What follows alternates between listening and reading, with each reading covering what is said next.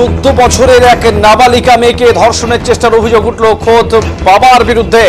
ঘটনায় রবিবার গভীর রাতে নিজের স্বামীর এই ন্যাক্কারজনক ঘটনার বিবরণ জানিয়ে বক্সিরার থানায় লিখিতভাবে অভিযোগ দায়ের করেন নির্যাতিতার মা। অভিযোগের ভিত্তিতে পুলিশ তদন্তে নেমে সোমবার সকালে এই অভিযুক্ত বাবাকে গ্রেপ্তার করে। পরীক্ষা করার পর পুলিশ তুফানগঞ্জ দায়রা আদালতে পেশ করলে বিচারক তাকে 12 দিনের বিচার বিভাগীয় হেফাজতের নির্দেশ দিয়েছেন। এই ঘটনা প্রকাশ্যে আসতেই রীতিমতো চাঞ্চল্য ছড়িয়েছে এলাকায়, উঠেছে নিন্দার ঝড়। জানা গিয়েছে বছর 14 এই কিশোরী স্থানীয় স্কুলের 9ম শ্রেণীর পড়ুয়া।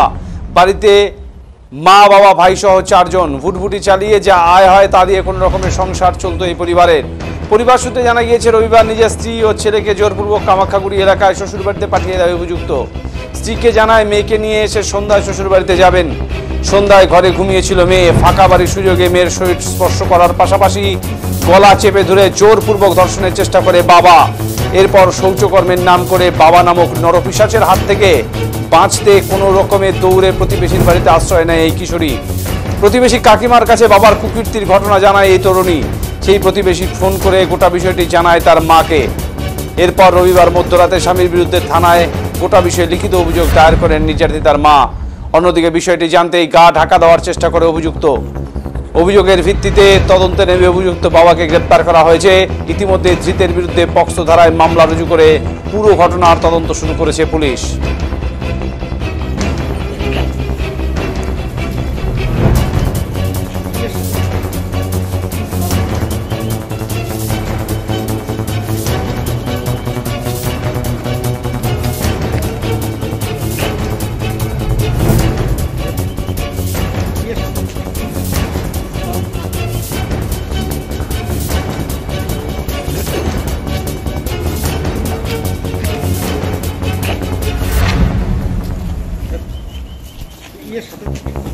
এই ঘটনা আরো একবার প্রমাণ করলো মূল্যবোধ কোথায় হারিয়ে গেছে। এই ঘটনা আবার চোখে আঙুল দিয়ে দেখিয়ে দিচ্ছে যে পিতার কাছেও তার কন্যা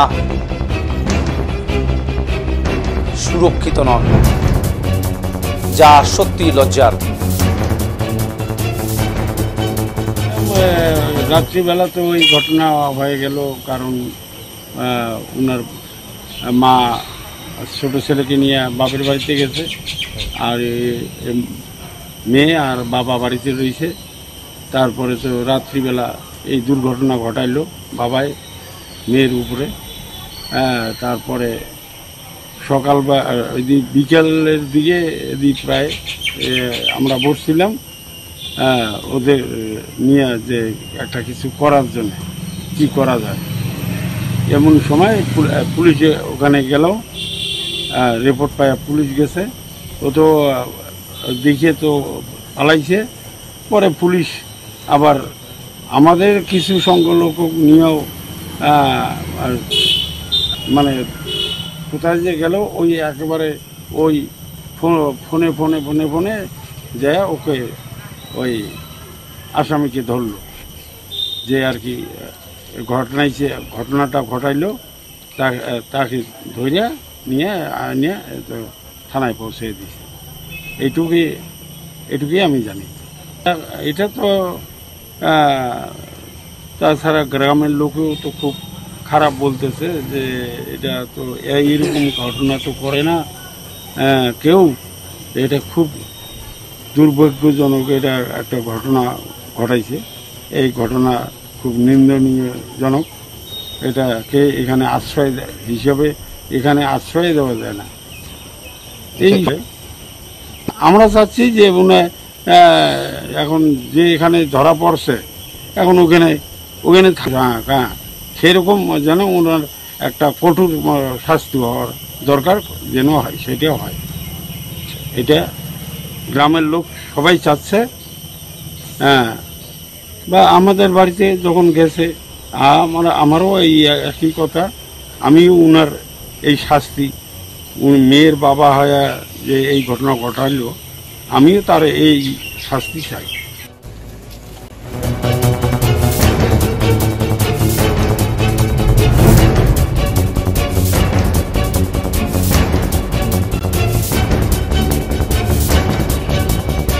আজকে প্রথম আসামিকে অ্যারেস্ট করে আজকে কোর্টে পাঠিয়েছে। তদন্ত শুরু হয়েছে এবং এই তদন্ত সাপেক্ষে পরবর্তীতে সিডি কেস ডায়েরি আসবে, কেস ডায়েরি দেখে পরবর্তীতে যা হওয়ার হবে। এখন আপাতত 27 তারিখ পর্যন্ত জেল হেফাজতে নির্দেশ দিয়েছেন বিচার বিভাগীয় হেফাজত, লার্নেড এডিশনাল ডিস্ট্রিক্ট জাজ অর্ডার দিয়েছেন। সেই মোতাবেক সেই আসামি আজকে জুডিশিয়াল কাস্টডিতে চলে গেছে। ঘটনাটা কি হয়েছিল? ঘটনাটা যেটা ঘটনা হয়েছে যে তার মেয়েটার নাবালিকা মেয়েটার বাবা তাকে জোরপূর্বক ধর্ষণ করার চেষ্টা করে। ধর্ষণের চেষ্টা করে, সেই কারণে আজকে এই মামলাটা রুজু হয়েছে। তার স্বামী, তার স্ত্রী এবং তার একটা ছেলে বাচ্চা ছিল, তাদেরকে নাকি বাবার পার্টি দেয়, এমনটা শোনা যাচ্ছে। হ্যাঁ, শুনেছি এরকম একটা ঘটনা হয়েছে যে বাড়ি থেকে ওর স্ত্রী এবং ওর ছেলেকে অন্যত্র পাঠিয়ে দিয়ে ও এই কর্মটা করা শুরু করে। কিন্তু মেয়েটা অনেক কষ্টে ওর হাত থেকে বেঁচে দৌড়ে পালিয়ে পাশের বাড়িতে আশ্রয় নেয়। সেখান থেকে তার মাকে, পাশের বাড়ির এক ভদ্রম তার মাকে টেলিফোন করে তারপরে ওর মা আসে এবং রাতেই এফআইআর হয়। অভিযুক্ত গ্রেপ্তার, আজকে আদালতে পাঠাইছে। অভিযুক্ত গ্রেপ্তার হয়েছে এবং অভিযুক্ত অলরেডি আদালতে প্রযোজ্য হয়ে গেছে এবং অলরেডি জেল কাস্টডিতে চলে গেছে। একটু কাইন্ডলি নামটা বলবেন। আমি advocate Amjad Hossain, special PP POCSO.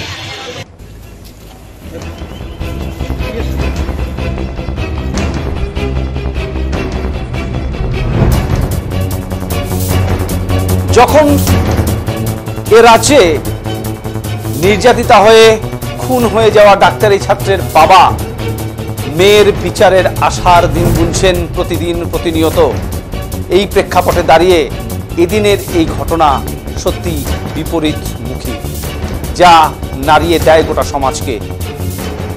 তাহলে মেয়েরা সুরক্ষিত কোথায়, নারীরা সুরক্ষিত কোথায়, তাদের সুরক্ষার জায়গা কোথায়?